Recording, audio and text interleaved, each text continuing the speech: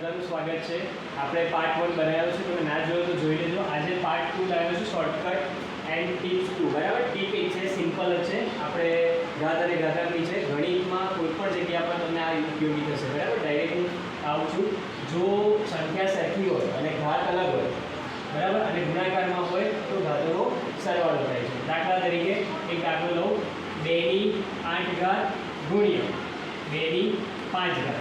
બરાબર. તો આપણે શું કરવું પડે આમાં કે ભાઈ 2/8 એટલે 2 × 2 × 8 વાર કરવું પડે. પછી બધી મહેનત કરવી, એવું તો શું કરવાનું નહીં.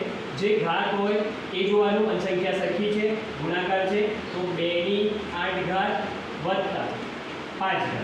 બરાબર. નિયમ પ્રમાણે તો ડાયરેક્ટ તમને આવડી જાય 2/13. તો આ ડાયરેક્ટ તમારો જવાબ થઈ ગયો. આ થઈ ગયો જીરોનો સિમ કાર્ડ. તમે મેથ્સમાં લગાવી શકો છો. તમારા માટે હોમવર્કમાં એક દાખલો આપીને જઉં છું, તમે કરજો ટ્રાય. 2/11 ગુણ્યા 2/4. તો શું જવાબ આવશે એ તમે કોમેન્ટમાં કરજો. બરાબર. મળીએ પાર્ટ 3 માં. આ એક તમને ઘાતવાનું રહ્યું. હવે આના પછી હું બીજો પણ એક લાવીશ જે ભાગાકારનો છે. બરાબર. તમને એક પ્રશ્ન એવો બી થવો જોઈએ કે 2/3 ભાગ્યા 2/4 હોય તો સાહેબ શું કરવું, તો એ આપણે પાર્ટ 3 માં